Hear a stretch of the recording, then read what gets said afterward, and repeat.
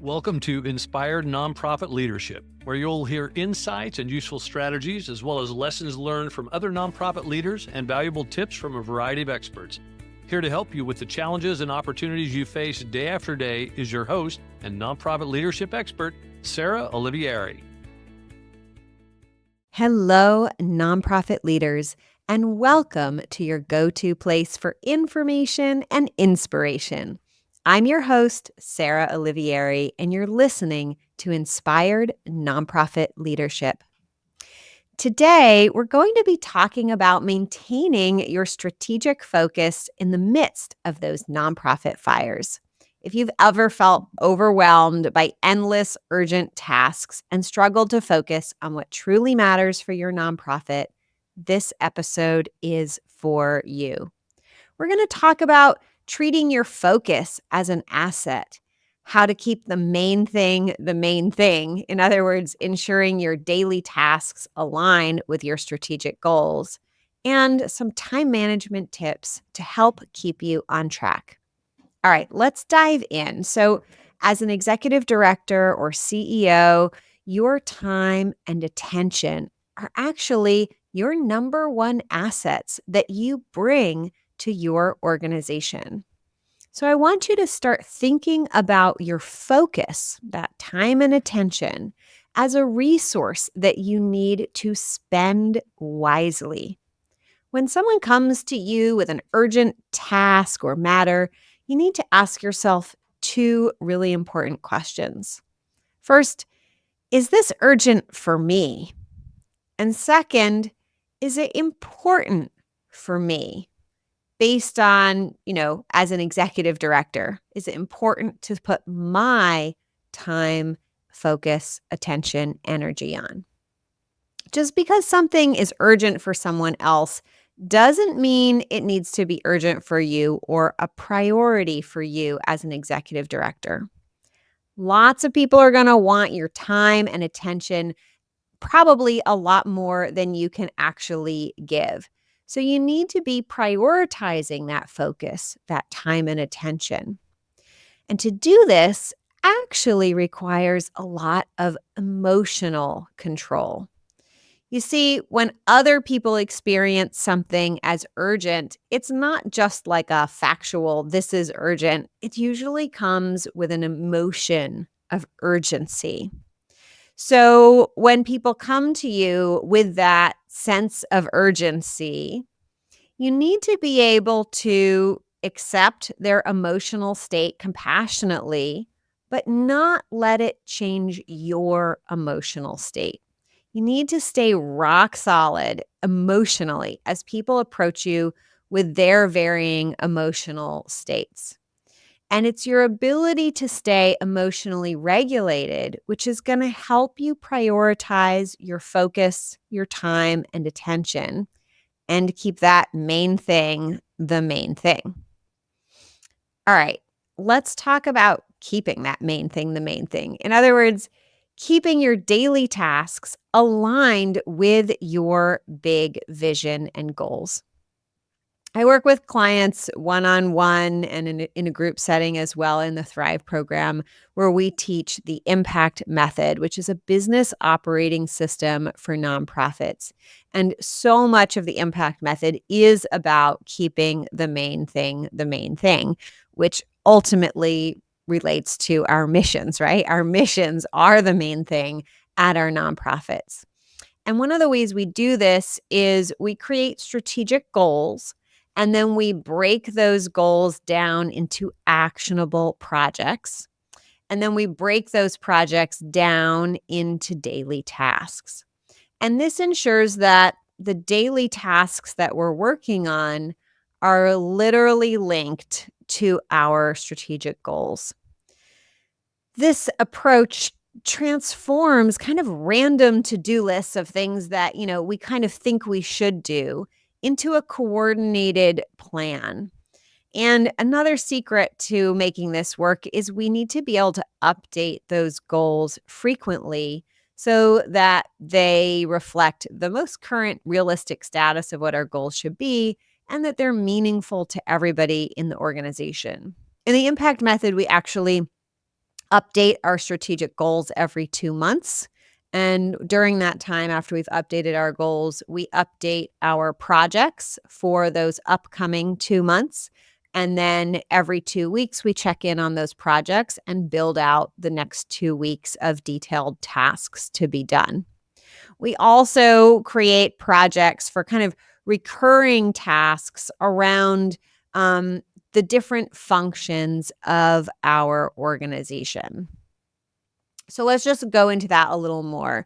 So by having goals and tasks, goals, then projects, then tasks all connected, it allows us to align our resources with our plan and with our goals, and considering time, focus, attention, energy as one of those resources, as well as time and the rest of our teams. So when we think about where our time is going, if our goal, let's say, is to raise more money, then we need to remember to focus our resources on fundraising. If our goal is to transform a program, then we need to be directing resources to transforming that program. Resources, right? Like I said, they can include time, attention, money, expertise, tools. All those things are versions of resources. And it's possible, if you really want to achieve your goals in a focused way, and a focused way will get you achieving your goals much faster and easier, you may need to reallocate resources from some other areas of your organization. All right. Lastly, let's talk about time management. So here's the thing. You can't actually manage time itself, right? It's a thing. It's fixed or it's relative, but you can't actually control time. But you can control how you use your time. And one of the best ways to do that is actually by tracking your time. Tracking your time can bring alignment, focus, and really meaningful data to give you insights about how you're spending this very valuable resource. So what we like to do is I like to encourage my clients to track their time for each task. We just use a little digital tracker. I like one called Clockify. I use the free version. It's a Chrome plugin, and I don't even use its fancy features. I just use it as a timer. I turn the timer on, and then as I complete the task, I log how much time I spent on it in the tool that I use to keep track of my tasks and my projects and such.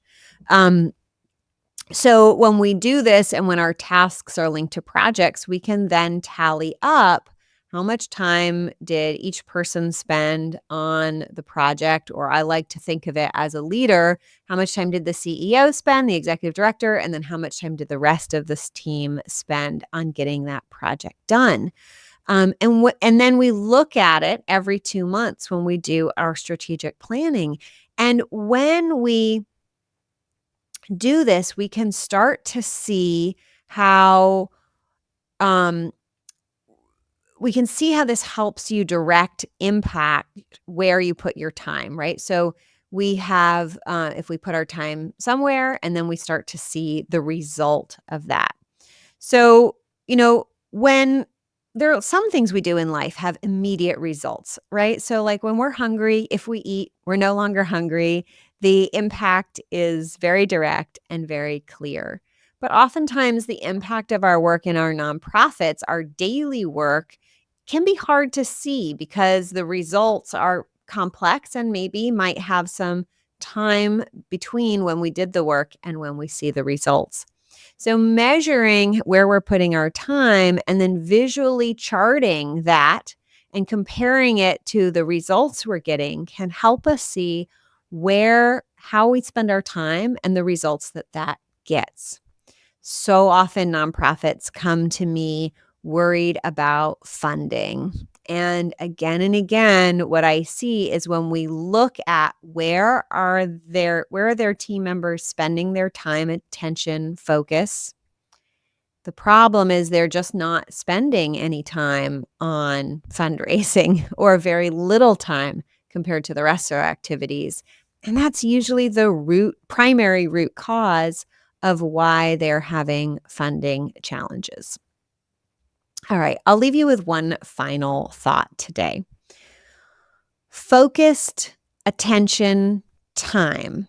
So, time where your attention is actually focused is incredibly valuable.